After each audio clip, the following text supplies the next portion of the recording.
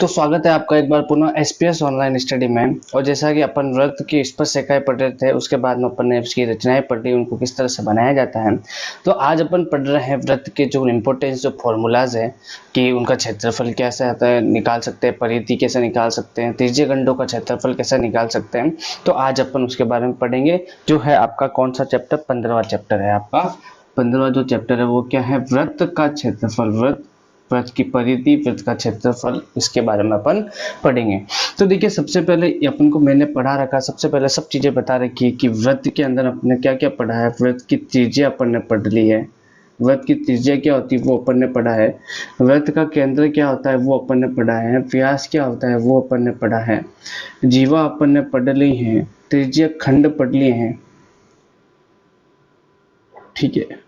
त्रिज्यीय खंड अपन ने पढ़ लिए हैं, परिधि अपन ने पढ़ ली है, क्षेत्रफल भी अपन ने पढ़ लिया है, ठीक है।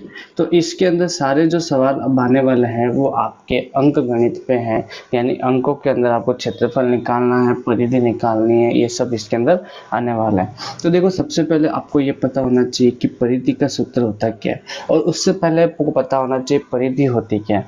तो परिधि क्या होती है, बाउंड्री, ठीक है ना। तो वृत्त के जो चारों तरफ जो बाउंड्री है, जैसे कि मैं यहाँ से चालू हुआ और ये से घूम के मैं यहाँ पर वापस आया, तो मैं कितना चला वो आपको क्या कहलाएगी, परिधि कहलाएगी, है ना। इसको परिमाप भी बोल सकते हैं, ये परिमाप ही है एक तरह से। वर्ग में परिमाप बोलते हैं, आयत में परिमाप बोलते हैं, लेकिन वृत्त में क्या बोलते हैं, परिधि बोलते हैं। तो परिधि का जो सूत्र होगा वो क्या होगा, हमेशा 2πr होगा, ठीक है। जहाँ पाई की वैल्यू आपको रखनी है कितनी, 3.14, या आप इसको रख सकते हो 22/7।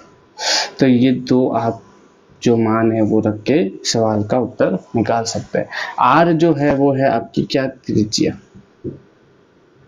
ठीक है।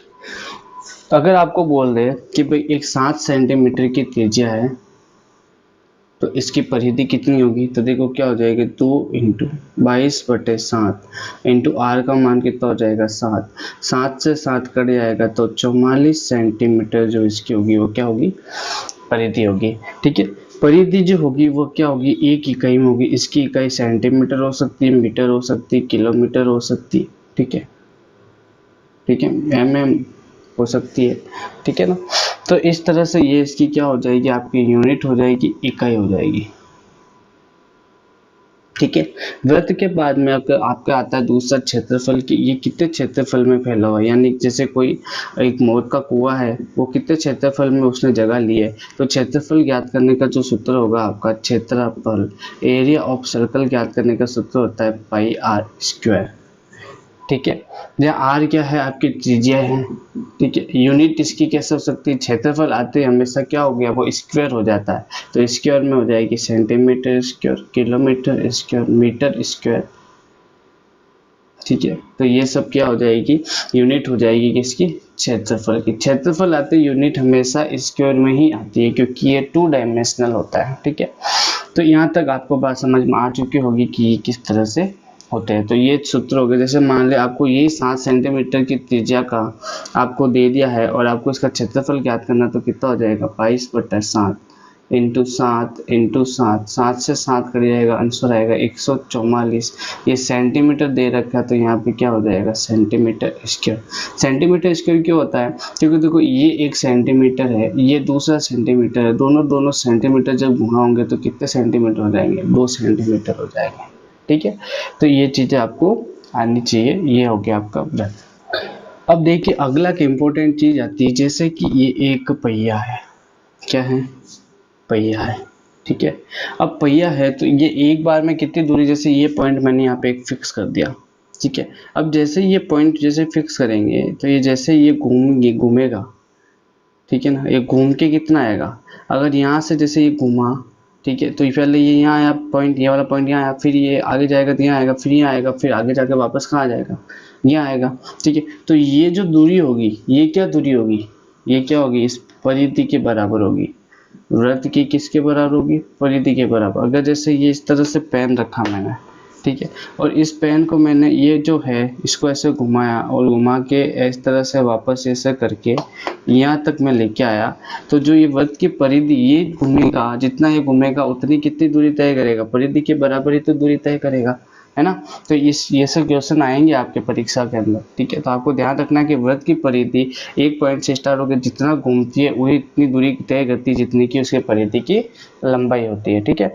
तो 1 मिनट में अगर ऐसा सवाल बने तो 1 मिनट में काटे गए चक्रों की संख्या, चक्रों की संख्या यानी कि जो ये पहिया है आपका, ये पहिया 1 मिनट में पहिए द्वारा काटे गए चक्रों की संख्या का आपका सूत्र हो जाएगा 1 मिनट में तय की गई दूरी, 1 मिनट में तय दूरी अपॉन क्या हो जाएगा आपका परिधि, ठीक है। तो इस तरह से आप इसका ये सूत्र बना सकते हैं। तो अगला आपके फॉर्मूला है कि त्रिज्यीय खंड का क्षेत्रफल, त्रिज्यीय खंड के चाप की लंबाई का क्षेत्रफल और वृत्त खंड का क्षेत्रफल। तो देखिए ध्यान दीजिए कि एक वृत्त है और इस वृत्त के केंद्र से ये इसकी क्या हो गई, त्रिज्या हो गई, ठीक है। तो इस त्रिज्या के द्वारा ये क्या बन गया आपका, त्रिज्यीय खंड बन गया, ठीक है।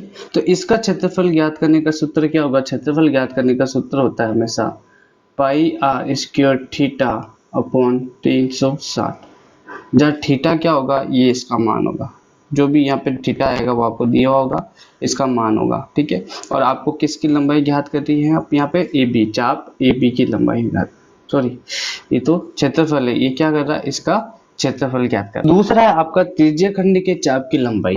तो त्रिज्यीय खंड के चाप की लंबाई क्या हो जाएगी, पाई आर थीटा अपॉन 180 डिग्री। ये क्या है आपके, जैसे मान लो इसी फिगर के अंदर आप देखें तो ये चाप ए बी की लंबाई आई, पूरे की नहीं, सिर्फ इस ए बी की।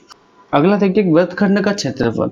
वृत्तखंड के क्षेत्रफल जैसे इस तरह से ये एक वृत्त है और केंद्र से ये इस तरह से निकला, दो क्या बोलते हैं आपके, ये त्रिज्या हो गई, और इस त्रिज्या से ये इस तरह से ये हो रहा है, तो इसका क्षेत्रफल आपको निकालना इस वाले भाग का, ठीक है। तो कैसे निकालेंगे, आपको ये तो पता है क्षेत्रफल का सूत्र होता है पाई आर स्क्वायर थीटा अपॉन कितना हो जाएगा 360, और इसमें से आपको क्या घटाना है 1/2, यहाँ पे अगर थीटा मान लिया तो कितना हो जाएगा 1/2 into r square into sine theta, ठीक है।